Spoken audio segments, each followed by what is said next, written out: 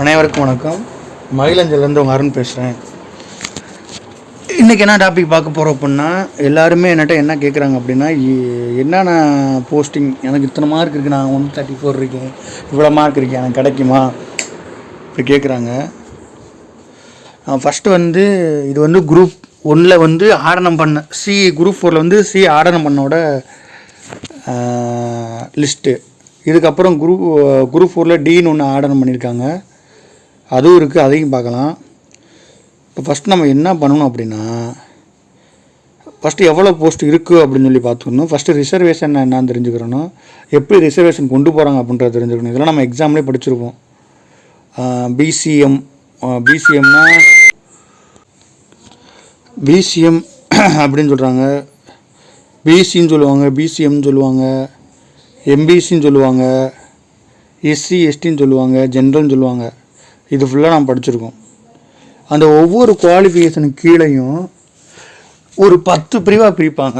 என்னன்னா ஜென்ரலில் உமனுக்கு அப்புறம் எக்ஸ் சர்வீஸ்மேன் அப்புறம் அவங்க மாற்றுத்திறனாளிகள் இருக்காங்களா அவங்க, இப்படி நிறையா பிரிவு இருக்கும். அந்த பிரிவெல்லாம் பார்த்தா உங்களுக்கே தெரியும். அந்த இருக்கு ஜென்ரல். இப்போ பார்த்தா ஜென்ரல் பிஎஸ்டிஎம், ஜென்ரல் அந்த எல்விவிஏ அப்படின்ற மாற்றுத்திறனாளிகளுக்கு, ஹெச்ஹெச் அப்படின்றது மாற்றுத்திறனாளி, இந்த LD ASD EXR ex serviceman, EXR PSTM ex serviceman post PSTM, அடுத்து உமன் பிஎஸ்டிஎம்மு, அப்படி ஒரு செட்டு வரும். அடுத்து ஜென்ரல் டிஸ்ட்ரிபியூட் விடோ, இவங்களாம் இந்த மணி குறைஞ்சது ஒரு பிரிவில் ஒரு ஜென்ரல்னு எடுத்தாலே ஒரு 10 பிரிவு நமக்கு 10 to 20 பிரிவு பிரியும். அதன் அடிப்படையில் பார்க்குறோம் அப்படின்னா அதே மாதிரி பிசி எம்பிசி எல்லாமே இருக்குது. இப்போ நம்ம இதை வச்சு நம்மளோட மார்க்கை எப்படி ப்ரிடிக்ட் பண்ண போகிறோம், எப்படி நம்ம ப்ரிடிக்ட் பண்ணுறோம் அப்படின்றத நம்ம பார்க்க போகிறோம். ஓகேவா? இப்போ ஃபஸ்ட்டு பாருங்கள். இப்போ இங்கே வந்துருங்க, ஜென்ரல் இருக்குது. ஜென்ரலில் 643 போஸ்டிங் இருக்குது. ஜென்ரலில் 643 போஸ்டிங் இருக்குது. இப்போ ஜூனியர்ஸ்னை பற்றி மட்டும் தான் பார்க்குறோம்.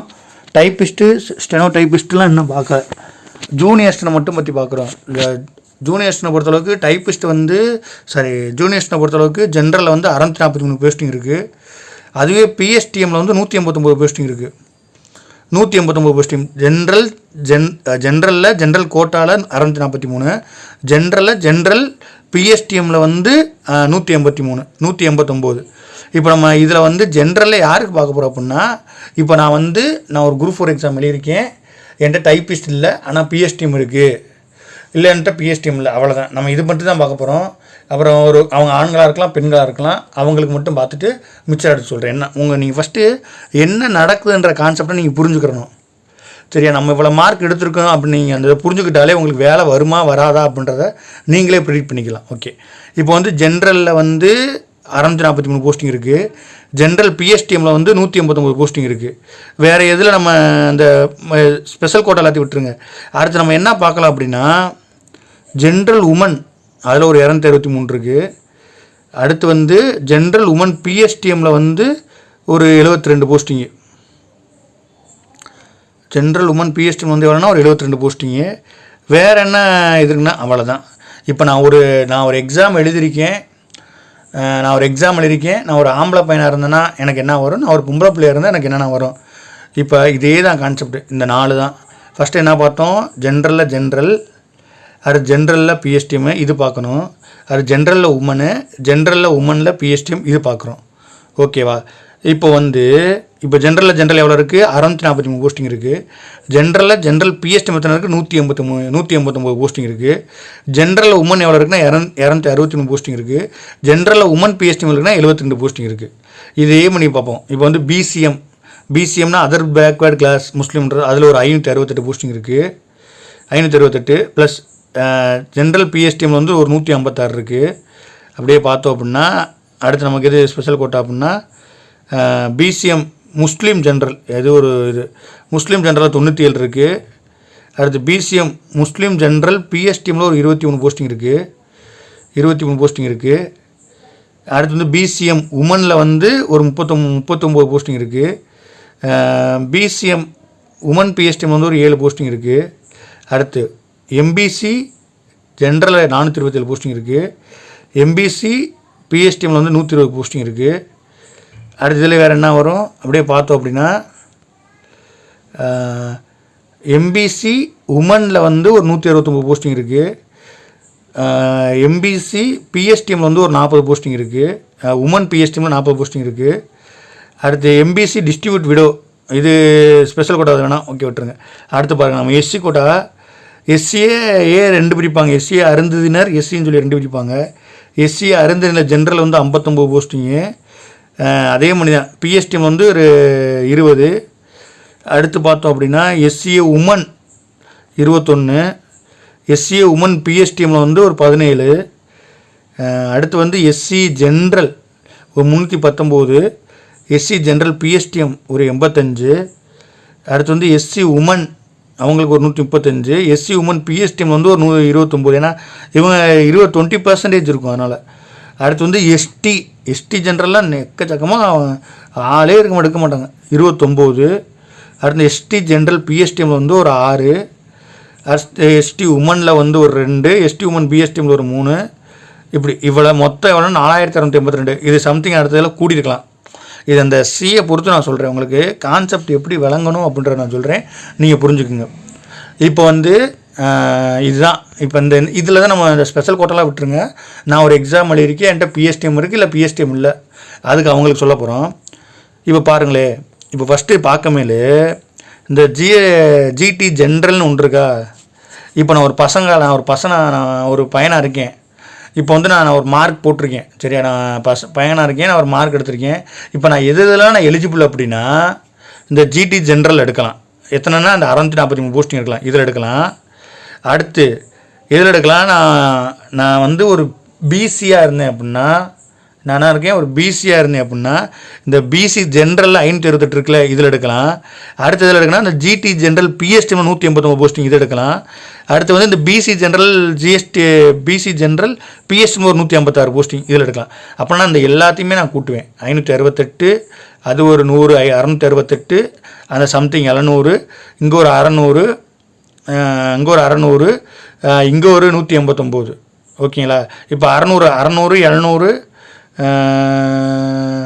600, 700, இது ஒரு 500 வச்சுக்கிறோம், 1200, 1300 வச்சுக்கிறோம்.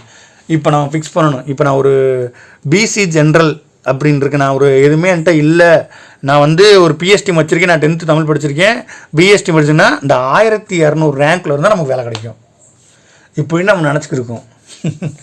இதுவும் இருந்துச்சு. இது எப்போனா 2019, 20, 21 இது எல்லாத்துலேயும் இருந்துச்சு, சரிங்களா. இப்போ என்ன கொண்டு வந்துட்டாங்கன்னா, இப்போ ரீசெண்டாக டிஎன்பிசியில் வந்து கேஸ் போச்சு. நான் ஒரு ஹரிசாண்டல் ரிசர்வேஷன், வெர்டிக்கல் ரிசர்வேஷன் சொல்லிட்டு ஒரு பெரிய கேஸ் போச்சு. அது என்னன்னா, நம்ம பெண்கள் வந்து அதிகளவு வேலைக்கு போகிறாங்க. எப்படி அதிகளவு வேலைக்கு போகிறாங்க அப்படின்னா, எதுக்கு இவ்வளோ பேர் போகிறாங்க, எப்படி ஒன்றுமே பண்ண முடியல, எப்படி இவ்வளோ பேர் போகிறாங்க, கோட்டாவையும் உபயோகப்படுத்திடுறாங்க, ப்ளஸ் வந்து இவ்வளோ பேர் வேலைக்கு போகிறாங்க அப்படின்னு சொல்லிட்டு அப்போ ஆராய்ஞ்சு பார்க்கும்போது என்ன ஆகுது அப்படின்னா, இப்போ ஒரு பெண், அதை எப்பயுமே பெண்கள் தான் நம்ம நாட்டின் கண்கள், அவங்க தான் அதிகமாக படிப்பாங்க, அதிக மார்க் எடுப்பாங்க. அது மாதிரி தான் இப்போ என்ன பண்ணுறாங்கன்னா, அவங்க வந்து ஒரு 100 பேர் இருக்காங்க, மொத்தம் வந்து நமக்கு ஒரு 200 போஸ்டிங்கு, ஓகேவா. 200 போஸ்டிங்கில் வந்து 31% ஓப்பன் கோட்டா. அப்போ 100ன்னு வச்சுக்கிறோம். 100 போஸ்டிங்கில் 31 போஸ்டிங் ஓப்பன் கோட்டா, 31 வந்து ஜென்ரலுக்கு ஒதுக்கி வச்சுருவாங்க, ஓப்பனுக்கு ஒதுக்கி வச்சுருவாங்க. அடுத்து மிச்சருக்கு வந்து அந்த 69 வந்து பிசிக்கு 20, எம்பிசிக்கு 20, பிசிக்கு 27, பிசிஎம் 26, பிசிஎம் முஸ்லீமுக்கு 3, எம்பிசிக்கு 20, எஸ்சிக்கு வந்து 18, எஸ்டிக்கு 1%. மொத்தம் இதெல்லாம் கூட்டி பார்த்தோம் அப்படின்னா 69 வந்துடும். இந்த மாதிரி வச்சுருவாங்க. இப்போ அந்த பிசியில் வந்து அந்த 20 எடுத்ததை பெண்களுக்கு ஒரு 30% கொடுக்குவாங்க. இப்போ 20னா அங்கே 30% பார்த்தோம் அப்படின்னா 23 6, இப்போ 6 வந்துடும். 6 போஸ்டிங் அவங்க எல்லாத்துலேயும் ஒதுக்கி வச்சுருவாங்க. இப்போ அவங்க அதிகமாக படிக்கிறாங்க, என்ன பண்ணுறாங்கன்னா, இருந்த ரிசர்வேஷன் படி இந்த முன்னாடி போய் இந்த ஜென்ரல் எல்லோரும் எடுத்துருவாங்க, ஜென்ரல் பிஎஸ்டிம்லாம் எடுத்துருவாங்க, ஜென்ரல் உமனில் எடுத்துருவாங்க, ஜென்ரல் உமன் பிஎஸ்டிம்லாம் எடுத்துருவாங்க. அடுத்து பிசி ஜென்ரலில் எடுத்துருவாங்க, பிசி ஜென்ரல் பிஎஸ்டிம் எடுத்துருவாங்க, BC general woman, BSC woman. அப்படின்னா அவங்களுக்கு எவ்வளோ வாய்ப்பு இருக்குது அப்படின்னா, அந்த 39 7 எவ்வளோ இருக்குது, 39 ஒரு பெண் வந்து பிசியாக இருந்தாங்கன்னா 39 7 46 46 இது ஒரு 90 வச்சுக்கோ. 40 90னா 130 150 150 இது ஒரு 150 300 இது ஒரு 550 வச்சுக்கிறோம். 300 350 850 இது ஒரு 200. அப்போ அவங்களுக்கு எவ்வளோ இருக்குது அப்படின்னா ஒரு 1200 போஸ்டிங்கில் அவங்க நிறையா பேர் உள்ளே போயிடுவாங்க. புரியுதா? அவங்க வந்து போகிறவங்க எல்லாருமே அவங்க கோட்டா ஃபில் பண்ண மாட்டாங்க, ஜென்ரல் தான் ஃபில் பண்ணுவாங்க. இதனால் பசங்களுக்கு வந்து வேலை வந்து பாதிக்கப்பட்டுச்சு. உடனே அந்த கோர்ட் வீட்டெலாம் கேஸ் போட்டு அவங்களோட நோக்கம் என்னென்னா 30% அவங்களுக்கு இடஒதுக்கீடு கொடுக்கணும். அப்படின்னா 30% இடஒதுக்கீடு கொடுக்கணும் அப்படின்னா இந்த ரூல்ஸ் எல்லாம் அவங்களை ஃபஸ்ட்டு 30 ஃபில்லப் பண்ணுங்கள், வெர்டிக்கல் ரிசர்வேஷன் ஹரிசாண்டல் ரிசர்வேஷனை கொண்டு வாங்க அப்படின்னு என்ன பண்ணுவாங்கன்னா, இப்போ நான் ஒரு உமனாக இருக்கேன். இப்போ நான் ஃபஸ்ட்டு போகும்போது என்ன பண்ணுவேன்னா, நான் ஃபஸ்ட்டு ஜென்ரலில் எடுத்தேன் அப்படின்னா என்னை ஜென்ரல் எடுக்க மாட்டாங்க. இப்போ என்ன பண்ணுவோன்னா எதில் ஃபில்லப் பண்ணுவாங்க அப்படின்னா, இந்த உமனில் இந்த ஜென்ரலில் ஒரு உமன் இருக்குல்ல, இந்த உமனில் தான் ஃபில்லப் பண்ணுவாங்க. ஜென்ரல் உமன் பிஎஸ்டிஎம்னா ஜென்ரல் உமன் பிஎஸ்டிஎம்மில் போய் ஃபில்லப் பண்ணுவாங்க. புரியுது என்ன சொல்ல வரேன்னு? இப்போ நான் பிசியில் போகிறேன். பிசியில் போகும்போது என்னென்னா பிசி ஜென்ரல் எடுக்க விட மாட்டாங்க, பிசி ஜென்ரல் உமன் பிஎஸ்டிஎம்மில் எடுக்க வைப்பாங்க. அப்போ நமக்கு என்ன ஆயிடுது அப்படின்னா, இப்போ இங்கே இருக்க 97 போஸ்ட்டு காப்பாற்றிடுவாங்க. பிசிஎம் ஓகே ஒரு நிமிஷம். இந்த பிசி ஜென்ரல் இருக்குன்னா அந்த 568 போஸ்ட்டில் அவங்க எடுக்க முடியாது. அதுபோல் அவங்க என்ன பண்ணுறாங்க, இதை ஃபஸ்ட்டு முடிங்க, இந்த 156 முடிங்க, 156 முடிச்சுட்டு அப்புறம் நீங்கள் 156 முடிச்சுட்டு அப்புறம் வாங்க அப்படின்ற மாதிரி என்ன ஆகுனா, அந்த 568 வந்து நமக்கு சேஃப் ஆயிடும். இதனால் என்ன ஆகுது அப்படின்னா, இதுக்கு முன்னாடி இருந்தப்போ என்ன அப்படின்னா, ஒரு ஈஸியாக புரியுறேன்னு சொல்கிறேன், ஒரு 30 போஸ்டிங் இருக்குது மொத்தம். அதில் வந்து 20 பெண்கள் இருக்காங்க, 10 ஆண்கள் இருக்காங்க. அப்படின்னா 20 பெண்கள் 20 பெண்கள் இருக்காங்க, 10 ஆண்கள் இருக்காங்க. அப்படின்னா அடுத்து 1 to 20 வந்து பெண்கள் இருக்காங்க, 20 to 30 வந்து ஆண்கள் இருக்காங்க, 30 to 40 வந்து பெண்கள் இருக்காங்க. அப்படின்னா ஃபஸ்ட்டு வந்து அந்த 1 to 30 என்ன பண்ணுவாங்கன்னா போய் அந்த ஜென்ரலை காலி பண்ணிடுவாங்க. ஓகேவா? இப்போ பசங்க போய் அந்த ஜென்ரலை எடுக்க முடியாது.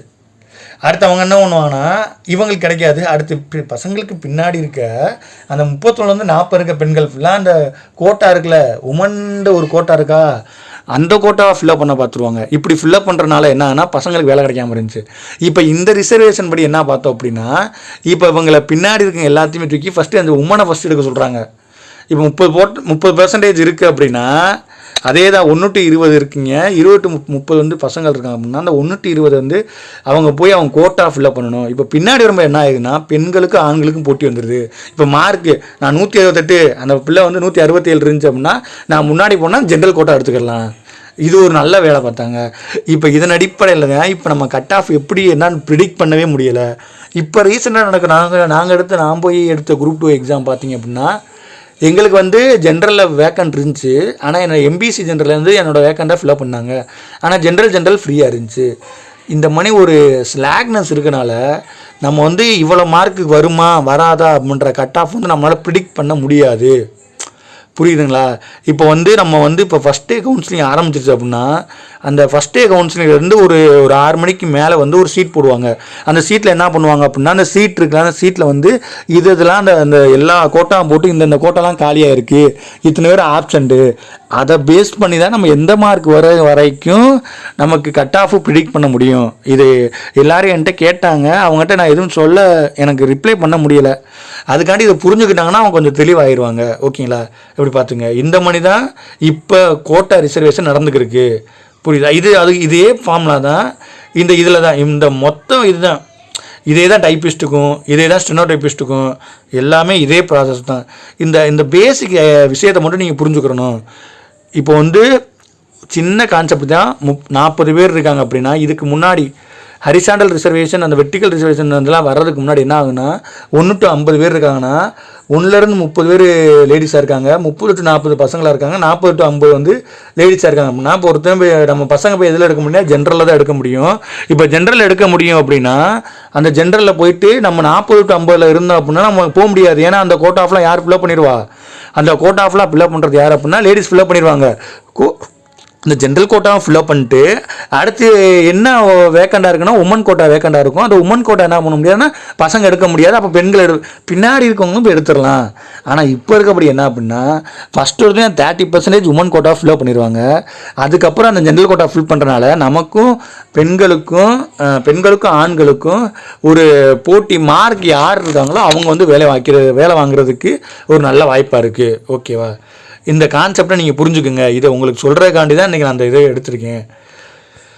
அடுத்து பார்த்தோம் அப்படின்னா இதே ஃபார்முலா தான் 4600 போஸ்ட் நமக்கு சும்மா கண்ணுக்கு படியில் தெரியும். 4682 போஸ்டிங் 5000 போஸ்டிங் வராதா அப்படிலாம் சொல்லுவாங்க. 5000 போஸ்டிங் வந்து ஃபஸ்ட்டு வந்து எத்தனையோ உடையனா BC MBC general BC MBC SC ST எஸ்சியில் வந்து எஸ்சிஏன்னு உரியும், அதாவது அருந்ததின்னு சொல்லி உடையும். பிசிலேருந்து பிசி முஸ்லீம் சொல்லி 3 பாயிண்ட் உடையும். இது வரைக்கும் ஒரு கோட்டா உடையும். இதுவே ஒருத்தன் உடையும். அடுத்து ஒரு கம்யூனிட்டிலையும் ஜென்ரல் உடையும். அடுத்து எக்ஸ் சர்வீஸ்மேன் ஜென்ரலுக்கு பிஎஸ்டிஎம், எக்ஸ் சர்வீஸுக்கு பிஎஸ்டிஎம், உமனுக்கு பிஎஸ்டிஎம், டிஸ்ட்ரிக்ட் உமனுக்கு பிஎஸ்டிஎம். அடுத்து எக்ஸ் சர்வீஸ்மேனுக்கு பிஎஸ்டிஎம். அடுத்து மாற்றுத்திறனாளிக்கு பிஎஸ்டிஎம். இப்படி உடஞ்சி போனோம்னா நமக்கு ஒன்றுமே இருக்காது மார்க்கு. சரிங்களா? அதனால் எப்பயுமே நல்லா படித்து நல்ல மார்க் எடுத்துகிட்டு 5 நாள் 10 நாளைக்குள்ள போயிட்டோம் அப்படின்னா நமக்கு பிடிச்ச வேலையை எடுத்து வரலாம். இல்லாட்டினா அவன் கொடுக்குற வேலையை தான் வாங்கிட்டு வர மணி இருக்கும். ஓகேவா? இதே மாதிரி தான் டைப்பிஸ்ட்டுக்கு. இந்த இதை மட்டும் நீங்கள் கொஞ்சம் லைட்டாக புரிஞ்சுக்குங்க. இந்த இதை மட்டும் புரிஞ்சுட்டிங்கன்னா உங்களுக்கு ஈஸியாக புரிஞ்சிடும். இப்போ என்னென்ன டிபார்ட்மெண்ட் இருக்குதுன்னு சொல்லி பார்ப்போமா? அந்த என்னென்ன டிபார்ட்மெண்ட் இருக்குது, அந்த டிபார்ட்மெண்ட் எப்படி சூஸ் பண்ணணும் அப்படின்றலாம் அடுத்த வீடியோவில் பார்ப்போம். நன்றி, வணக்கம்.